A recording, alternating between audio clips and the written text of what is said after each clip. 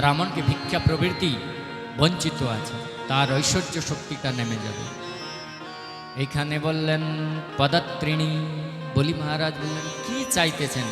মানুষ ছোট, মানে বুদ্ধিটাও ছোট, সেই জন্য বটুক আপনার মানে স্বরূপটাই ছোট আর বুদ্ধিটাও হলেও আপনার ছোট। আপনি অনেক কিছু, একটা গ্রাম প্রদান করে দিব, একটা ব্রাহ্মণী কন্যা আপনাকে বিয়ে করে সেই ছোট গ্রামের মধ্যে আপনাকে স্থাপিত করে দিব, আপনি নিয়ে নেন আপনাকে। কিন্তু ভগবান বলেন না, আমাকে লাগবে না বাবা। কেন? আমাকে 3 পদ কোথায় রাখবো? ঘর সংসার করে আমি জ্বালার মধ্যে কেন যাব? আমি যাব না, আমাকে 3 পদ ভূমি দাও। তখন কিন্তু অনন্য বিনয়ে করে তখন দিলে দাও, না দিলে আইয়ে যে আমি চলে গেলাম। ভগবান এখন রং চড়ে গেলেন। বলি মহারাজ বললেন, ধরে রাখলেন যে দাঁড়ান একটু আমি দেখে চিন্তা করি। তখন বলি মহারাজ মনে মনে ভাবলেন, না দিলেও তো হচ্ছে না, 3 পদ ভূমি দিয়ে দেই। দিলে দাও, নাই যে কমণ্ডলু থেকে আমি জল বাইর করলে সংকল্প করে নাও, নাহলে আমি চলে গেলাম, তোমার যজ্ঞ অনুষ্ঠানে আমি থাক, আমি বসবো না। তখন কিন্তু যজ্ঞ অনুষ্ঠানের মধ্যে এসে যদি কোনো ব্রাহ্মণ যদি এমনি চলে যান, তাহলে তো বলির মান সম্মান তো এমনি বসবে না, যে যজ্ঞের অনুষ্ঠানের যে ঐশ্বর্যও কিন্তু চলে যাবে। বলি মহারাজ ধরে রাখলেন, প্রভু আপনাকে আমি দিয়ে দিব। দিয়ে দিলে সংকল্প করে ফেলাম। যখনই সংকল্প করতে শুরু করলেন, শুক্রাচার্য আগেই কিন্তু ধ্যানে দেখে ফেললেন, এই কিন্তু 52 বা 53 নয়, এ কিন্তু সাক্ষাৎ বিষ্ণু। ও বলিকে ধরে এদিকে টেনে নিয়ে আসলেন। শুক্রাচার্য বলেন, বলি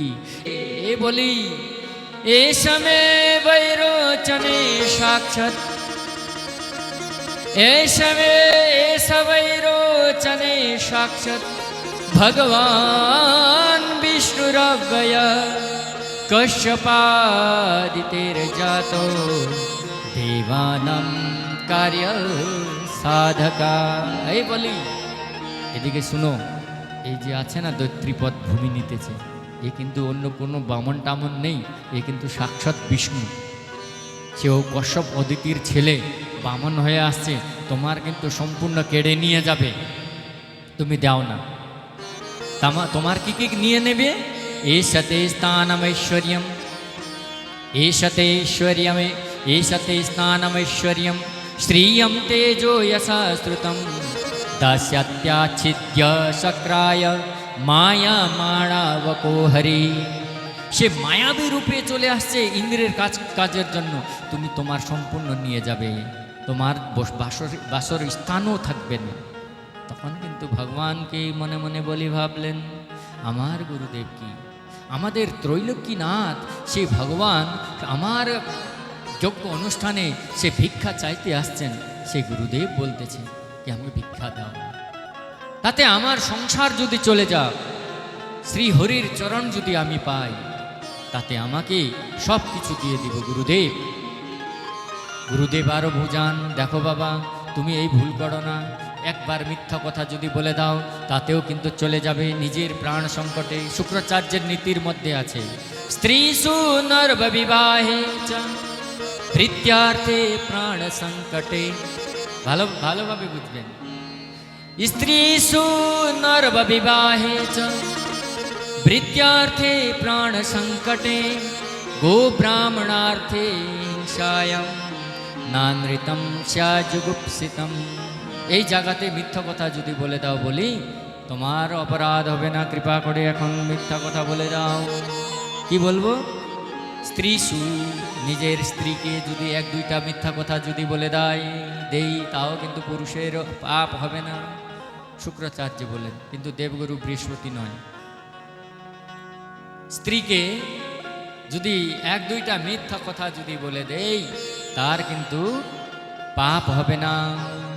নরব বিবাহেষু, বিবাহের মধ্যে যে বিয়ের সময় 2-4টা ভুল যদি করে দেয়, আমার ছেলে এত বড় আমার এই কাজ করেন, যদি এই ভুলটাও যদি করে দাও, বলি এই প্রাণ বিবাহের মধ্যেই অবৃত্যার্থে খাবার জন্য সংকট পড়ে গেল, কিন্তু আমি খাইতে পারলাম না, সেইখানেও যদি 1-2 মিথ্যা কথা বলে দাও, তাও কিন্তু চলবে বলি।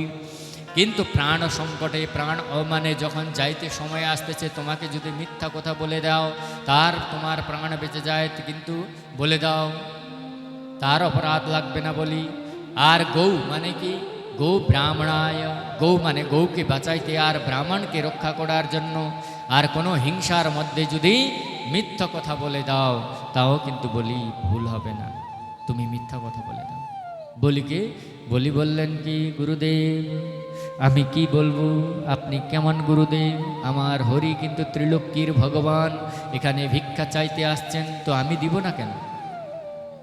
তখন কিন্তু শুক্রাচার্য বললেন তুমি স্ত্রীহীন হয়ে যাও। গুরুদেব চলে গেলেন, চলে তো গেলেন, এখানে সংকল্প করা সময় হয়ে গেল, সংকল্প করার জন্য রেডি হয়ে গেলেন। সংকল্পের মধ্যে একটা কলসি, এ বাইরে মুখা থাকে না, তাকে কি বলেন, মুখাওয়ালা কলসি থাকে না, আগে টুটিওয়ালা যে কলসি থাকে, সেই কলসির মধ্যে যখন জল এইভাবে ভগবান সংকল্প করতে বলিকে লাগালেন, তখন কিন্তু ওই কলসির টুটির মধ্যে বসে শুক্রাচার্য বসে আছেন। ভগবান মনে করলেন ও এখানে বসে আছো, তো কুশ আসন থেকে কুশের একটা ঝিক নিয়ে সেই জায়গাতে একটু হানা দিয়ে দিলেন। শুক্রাচার্য এক আঁখ ফাটে গেল শুক্রাচার্যের। ভোলানন্দ কন্দ ভগবান কি, ভগবান এক আঁখ দিয়ে দেখো সবাইকে সমান দেখো।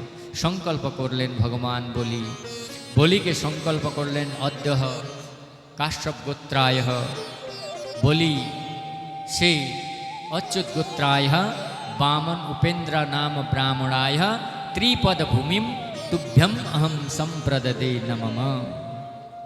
নাম যখনই সংকল্প হওয়ার পরে বলি মহারাজকে বললেন কি তুমি সাষ্টাঙ্গ করো, ভক্তি দাও। যখনই ভক্তি দিলেন ভগবান বিরাট হয়ে গেলেন। বল বিরাট ভগবান কি। এক চরণ দিয়ে পৃথিবীকে আচ্ছাদন করে নিলেন ভগবান। দ্বিতীয় চরণ ভগবানের স্বর্গকে যে ব্রহ্ম ভেদন করে সেখান থেকে গঙ্গা সেই ভগবানের চরণ প্রক্ষাপন করে দিয়ে চরণামৃত তৈরি হয়ে সে ব্রহ্মার কমণ্ডলুর মধ্যে স্থাপিত করলেন ব্রহ্মাজি। তাকে গঙ্গা বলে আমরা এখন বলতেছি। বলিকে যখন দানবরা তখন ভগবানকে হানা দিতে আসছিলেন, ভগবানের পার্ষদগুলো সবাই গিয়ে বলির যে দানবের যে সমস্ত দানবগণকে এমনভাবে মারলেন, ভগবান আদেশ দিয়ে দিলেন বলিকে বন্ধন করে দাও। সেই ব্রহ্ম পাশ থেকে, সেই নাগ পাশ থেকে বলিকে বন্ধন করা হইল। তখন ভগবান বললেন বলি তখন এমনি বসে আছেন, দেখে ভগবানকে দেখলেন, সমস্ত হুশ উড়ে গেল।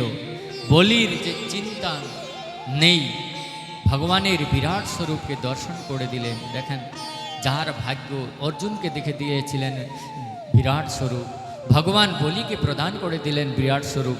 তখন ভগবান বললেন বলি এখন বলো আমার তৃতীয় চরণ কোথায় রাখি।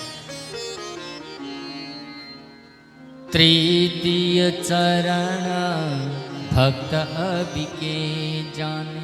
তৃতীয় চরণ কেন রাখলেন ভগবান? দুই পদ ভূমি নেপে নিতেন, কিন্তু ত্রিপদ ভূমি কেন চাইলেন ভগবান? এখানে একটা সিদ্ধান্ত আছে। তার সিদ্ধান্ত হইল ভগবান ভক্তের পরীক্ষার জন্য তৃতীয় চরণ চেয়েছিলেন। ভগবান বললেন, বলি মহারাজ বললেন কি প্রভু, তখন ভগবান বলিকে বললেন তৃতীয় চরণ কোথায় রাখি। তখন বলির মহারাজের পত্নী বৃন্দাবলী, যে বৃন্দাবলী ওখানে চলে আসলেন, স্বামীকে বললেন এখনো অহংকার করতেছেন, শরণাপন্ন হয়ে যান ভগবানের আগে। স্ত্রী এসে বললেন শরণাপন্ন হয়ে যান ভগবানের আগে, সাষ্টাঙ্গ করুন। তখন ভগবানের আগে বলি সাষ্টাঙ্গ করলেন, তখনই বলির অহংকার, যে দানের অহংকার ছিল, নষ্ট হয়ে গেল। তখন বলি মহারাজ বললেন প্রভু আমাকে তো বন্ধন করে দিলেন, আমি কি বলি? তখন ভগবান যখনই বৃন্দাবলী এসে বললেন কি শরণাপন্ন হয়ে যাও, তখন কিন্তু বলি মহারাজকে ভগবান বলে দিলেন কি এর বন্ধন খুলে দাও। তখন বন্ধন খুলে দিলেন প্রভু। বলি মহারাজ প্রভুকে বলেন, প্রভু যে দাতা বড় না ধন বড়, ধন বড় না দাতা বড়। ভগবান বলেন কি বলি তুমি কি বলো? দাতা তো ধনকে তৈরি করে, সে দাতা বড় থাকে, ধন কোনোদিন বড় থাকে না।